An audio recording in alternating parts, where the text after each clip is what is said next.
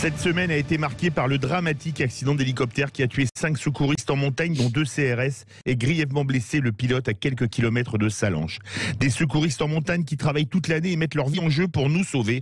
On va parler de ce dramatique accident et des précautions à prendre, même si les pistes de ski ne sont pas ouvertes, puisqu'on peut encore pratiquer le ski de fond ou les raquettes. Nous sommes en compagnie de Pascal Sanchot, CRS en haute montagne, auteur du livre Bravo Papa, 30 ans comme secouriste en montagne. Bonjour. Bonjour. Cet accident d'hélicoptère vous a particulièrement touché puisque vous connaissiez bien les 2 CRS de haute montagne qui sont décédés.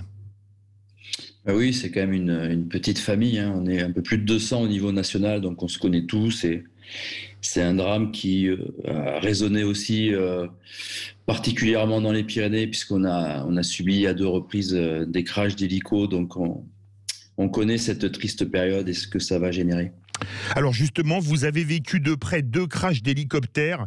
Vous les relatez d'ailleurs dans votre livre. Je pense en particulier à celui dans le massif de l'Arbizon, c'est du côté du Néouviel dans les Hautes-Pyrénées. Oui, mais c'est un peu les mêmes circonstances, hein. C'est une mission qui est compliquée, le secours en montagne, donc on est obligé de prendre des risques à chaque fois. La plupart du temps, c'est au bénéfice des victimes, hein, ça passe. Et puis parfois, et de manière un peu récurrente, mais c'est un peu notre ADN, il y a des drames comme nous avons connu cette semaine. Il faut penser à ceux qui sont partis et malheureusement aussi à ceux qui restent, parce que ça va être très dur. Alors, ce qu'il y a d'absolument fou, quand on regarde les statistiques de la police et de la gendarmerie, c'est que les secouristes de haute montagne ont plus de morts que le GIGN ou le RAID. C'est la spécialité la plus dangereuse ? Oui, absolument. C'est-à-dire qu'on est en permanence dans cette zone un petit peu grise, là où on prend obligatoirement des risques, pas parce qu'on a envie d'en prendre, hein, parce que le milieu nous l'impose, on est en permanente adaptation, on doit se confronter à un climat qui est changeant. Et puis c'est vrai que dans l'ADN du secouriste en montagne, le mot renoncement est un mot qu'on peine à entendre. Donc voilà, on est souvent dans cette zone où il faut s'engager. Alors justement, la saison de montagne commence. Quelles sont les précautions à prendre déjà, ne serait-ce qu'avant de partir, ce qu'il faut amener avec soi impérativement? Alors on ne peut pas faire de ski en ce moment puisque les remontées mécaniques sont fermées, mais après on va faire le point pour les différentes spécialités. Qu'est-ce qu'il faut absolument amener avec soi? Là-bas, je dirais qu'il faut amener déjà une bonne condition physique, parce que c'est quand même la base pour faire un minimum d'activité, et puis beaucoup d'envie de pratiquer la montagne. Et ensuite, on a la chance d'avoir dans les stations de ski des structures qui vont vous guider. Donc, ceux qui sont équipés de matériel de montagne, ils peuvent les amener, mais on aura toujours, à travers les offices du tourisme, un très bon réseau qui va bien vous conseiller et qui vous dirigera sur des professionnels qui vous prendront totalement en compte pour l'ensemble des activités proposées. Alors, il y a beaucoup de gens qui vont essayer le ski de fond, on le répète, pour cause de fermeture des pistes. Quelles sont les précautions à prendre pour le ski de fond ? Alors, le ski de fond, il y a beaucoup d'accidents de ski de fond ou pas ? Beaucoup d'accidents. C'est une activité qui est quand même technique. Donc, il faut faire attention à tout ce qui est traumatisme des membres inférieurs, les chevilles, les genoux.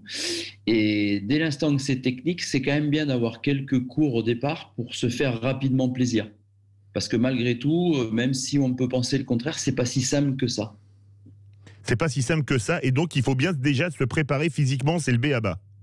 Oui, et puis après, on a des moniteurs dans les domaines de ski nordique qui permettent de progresser rapidement et d'accéder assez facilement à des notions de plaisir. On va parler de la randonnée et notamment de la randonnée en raquette. Là, quelles sont les précautions à prendre ?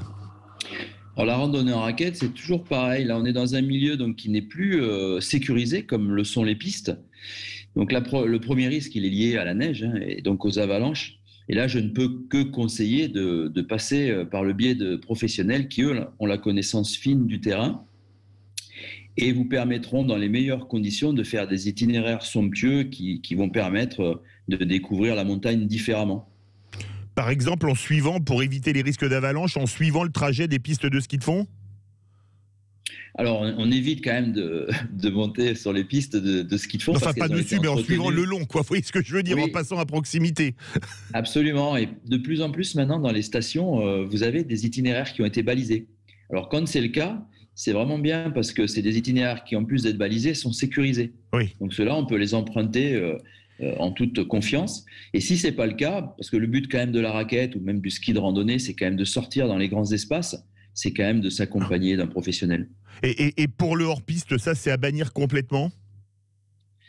Mais le hors-piste, c'est jamais à bannir. Il faut le faire toujours en conscience, en étant formé et bien accompagné.